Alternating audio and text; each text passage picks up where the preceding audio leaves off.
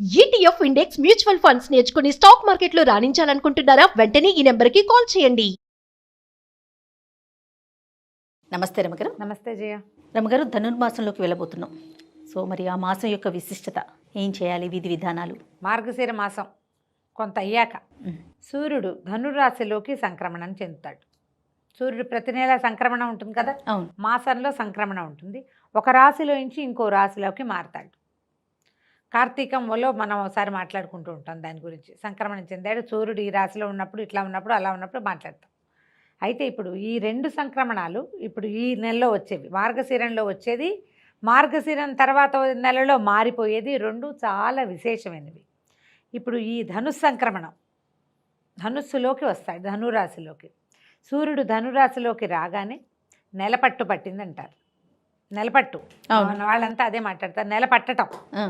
ఈ నెల రోజుల పాటు విశేషమైన పూజా విధానాలు చేసుకుంటాం. ఇదేంటంటే ప్రత్యేకంగా వైష్ణవులకు సంబంధించిన పూజా విధానంగా కనపడుతుంది, కానీ సార్వజనీనంగా రెండు తెలుగు రాష్ట్రాల్లోనూ ప్రధానంగా చేసేది గొబ్బిళ్ళు పెట్టడం. ధనుర్మాసం పూర్తయ్యేసరికల్లా, అంటే మకర సంక్రమణం రాగానే వాళ్ళ సంక్రమణం పండగ చేసుకుని సంక్రాంతి పండగ చేసుకుంటాం, తర్వాత కథ మారిపోతుంది. అయితే ఇప్పుడు ఈ సంక్రమణం ఎలా వెళ్తుంది, మనకు ఒక నెల రోజుల పాటు నడుస్తుంది కదా. ఇక్కడ నుంచి ఈ ధనుస్సులు ఏం చేస్తారు, ధనుర్మాసం అంటారు. ధనుర్మాసంలో మామూలుగా వేసే చుక్కల ముగ్గులు కాకుండా గీతల ముగ్గులు పెట్టుకుంటాం. ప్రతి వాకిట్లోనూ గీతలు మారిపోతాయి. అక్కడి నుంచి ఆవు పేడ సేకరించి, మరి పల్లెటూళ్ళల్లో ఇప్పటికీ పెడుతూనే ఉన్నారు. పట్టణాల్లో మనమేం పెడతాం, సిటీలలో పెట్టలేకపోతాం కదా. కాకపోతే గొబ్బిళ్ళని తలుచుకుంటాం. గొబ్బిళ్ళని యథాశక్తి టీవీలు సోషల్ మీడియా వాడుకుంటాయి, మనం ఊరికే చూసి ఆనందించడం తప్పిస్తే ఏమీ చేయలేం. అయితే ఇలాంటప్పుడు గొబ్బిళ్ళు పెట్టడం, తర్వాత తల్లి గొబ్బెమ్మ, పిల్ల గొబ్బెమ్మ, తర్వాత సాయంకాలం పూట సందె గొబ్బిళ్ళని గొబ్బి తట్టి ఆటలాడడము అన్నీ విశేషంగా చేస్తాం. ఈ రోజుల్లోనే గంగిరెద్దుల వాళ్ళు, హరిదాసులు తెల్లవారుజామునే ఆ మంచులో వాళ్ళు మంచును చీల్చుకుని మనుషులు వస్తూ ఉండటం, హరినామ సంకీర్తన వినపడడం చిన్నప్పుడు బాగా కనపడేది. అవును. తర్వాత ఇవి పండగ రోజులు, ఏంటంటే ధాన్యం ఇంటికి వచ్చే రోజులు. హరిదాసులకి ఈ మన గంగిరెద్దుల వాళ్ళకి దోసేళ్ల కొద్దీ ధాన్యాన్ని దానం చేసే రోజులు.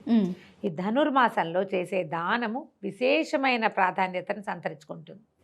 ఇప్పుడు ధాన్యం దానం చేస్తే ఇబ్బడి ముబ్బడిగా పండుతుంది అనుకుంటారు.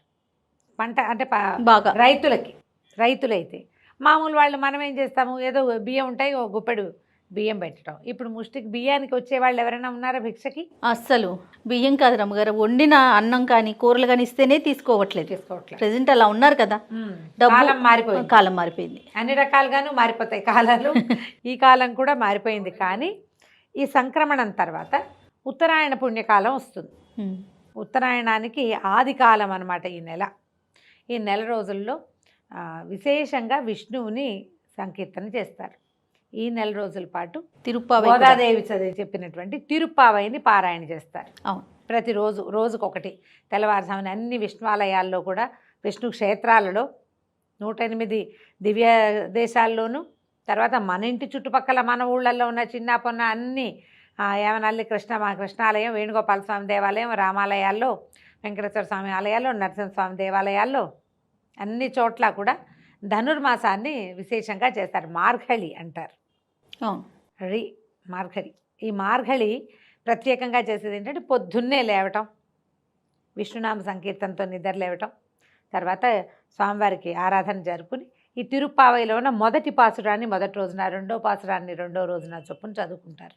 ఈ తిరుప్పావై ఎలా చేసుకోవాలి అని మన వాళ్ళంతా స్టార్ట్ చేయాలని భావిస్తారు, కానీ ఇది ప్రత్యేకంగా ద్రవిడ భాషలో ఉంటుంది కాబట్టి వైష్ణవులు చేసే విధానం. కానీ దేవాలయాలు, అన్ని విష్ణువాలయాలు మనవే కదా. పొద్దున్నే చక్కెర పొంగల్ పెడతారు చక్కగా. చక్కెర పొంగలు, దద్దోజనము, తర్వాత వెణ్పొంగలి, మిరియం పొంగలి పొద్దున్నే ప్రసాదాలు ప్రతిరోజు నిత్యము చేస్తారు. ఈ 30 రోజులు చేసే ఆరాధన చాలా విశేషమైన ప్రాధాన్యతని సంతరించుకుంది. మన అన్ని దివ్య దేశాల్లో చేస్తారు. తిరుమలలో ప్రత్యేకంగా ఈ 30 రోజులు సుప్రభాత సేవలో తిరుప్పావైనే గానం చేస్తారు. ఈ ప్రబంధాన్ని దివ్య ప్రబంధన ఈ నెల రోజులు స్వామివారి మేల్కొల్పు తిరుప్పావైతోటే. తర్వాత శ్రీరంగం నుంచి అమ్మవారు ధరించిన మాల కూడా వస్తుందని చెప్తారు ఇక్కడికి. ఇవిడ గోదాదేవి కథని విశేషంగా చెప్పుకోవాలి కదా. ఆమె తను శ్రీరంగంలో అయ్యవారికి తను ధరించిన మాలని సమర్పించేది. ఆయన అది తెలుసుకున్నాడు, ఆ వెంట్రుక వచ్చిందని ఆ తండ్రి చూసి బాధపడితే ఆయన ఆ అమ్మాయి ధరించిన మాలే నాకు కావాలని భగవంతుడు స్వయంగా అడిగాడని ఆవిడ ఇట్లా వ్రతం చేసి మాలలో వెంట్రుక వచ్చింది. మాలలో వెంట్రుక వచ్చి ఇట్లా మెడలో వేసుకుని చూసుకునేది ఇప్పుడు ఇంత పొడుగు జుట్టు. ఒకరోజు ఆ దండలో మాలలో వెంట్రుక కనపడింది తండ్రికి. అయ్యో ఇదేమిటి ఇట్లా వెంట్రుక వచ్చింది, స్వామివారికి సమర్పించేది అపవిత్రం కాదు, వెంట్రుక అపవిత్రమైన వస్తువు. ఆయన తెలుసుకున్నాడు, కూతుర్ని అడిగితే నేను వేసుకున్నానని చెప్పింది. మనసు అయ్యింది, వేసుకోవాలనిపించింది. తను వేసుకున్న మాలనే ఇస్తోంది స్వామివారికి రంగడికి. దాంతో ఆయన చాలా బాధపడ్డాడు.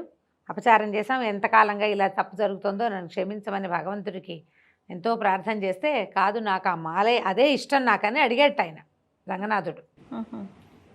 ఆ మాల ధరించకపోతే నాకు లోటుగా ఉంటుంది, ఆమె ఒంటి మీద నుంచి వచ్చిన మాలే కావాలి నాకు. ఈవిడిని ఆ కృష్ణుడిని ఆయన్నే రంగడినే ప్రేమిస్తున్నాను, ఆయన్నే వివాహం చేసుకుంటానంటే పెళ్లి కూతురుగా అలంకరించి తీసుకెళ్తే ఆమె దివ్య జ్యోతిగా మారి స్వామి ఆయనలో ఐక్యమైపోయారా. ప్రత్యేకంగా ఈ నెల రోజుల్లో ఈ మాట చెప్పుకోవాలన్నమాట. రోజు ఇప్పుడు ఆమె చదివిన 30 రోజుల ఆ దివ్య ప్రబంధాన్ని మనం తిరుపావైని నువ్వు నేను చదువుకోలేకపోతాం. అవునండి, ద్రవిడ భాషలో ఉంటుంది, ప్రత్యేకంగా వైష్ణవ కుటుంబాల్లో నేర్పిస్తారు. నాకు కూడా కొన్ని వచ్చు, నువ్వు నేను అంటే నాకు వచ్చు కానీ చేయటం లేదు, కానీ వచ్చు నాకు కూడా. అయితే అదే విధానం ప్రకారం చదువుకోవటం.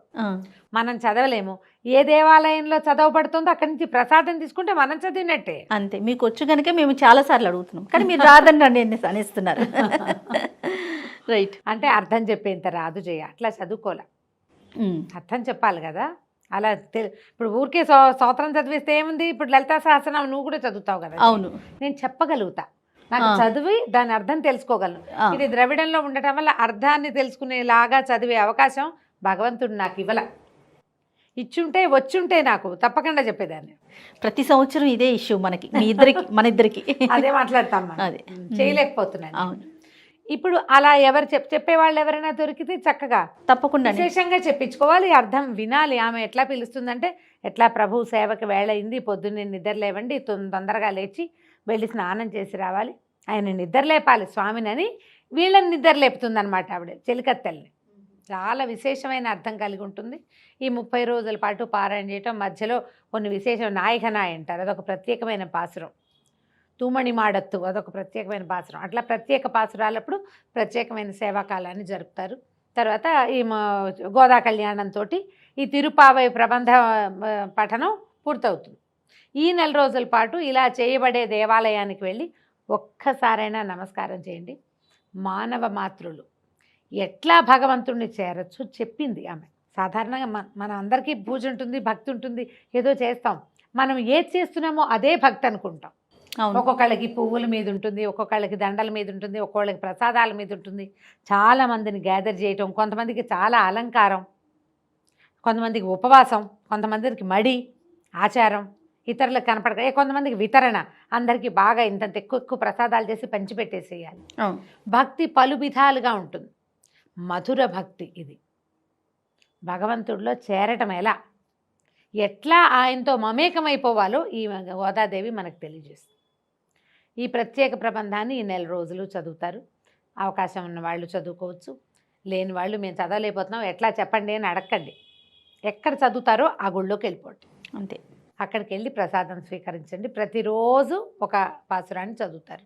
మనం ఇళ్లల్లో చేసుకునే వాళ్ళు ఏం చేస్తారు, గోపద్మ వ్రతం అంటారు. గోపద్మ వ్రతాలు కూడా అదొక పేరుకే కానీ అది ఆచరిస్తున్న వాళ్ళు ఎవరు ఇప్పుడు మనకైతే కనపడరు, చాలా తక్కువ. గోపికలు కూడా ఇట్లా కృష్ణుడిని ఆరాధించి భర్తగా పొందారని, అమ్మవారు ఎట్లా గోదాదేవి ఇట్లా స్వామివారిని ఆరాధించి ఆయనలో ఐక్యమైందని చెప్తారు.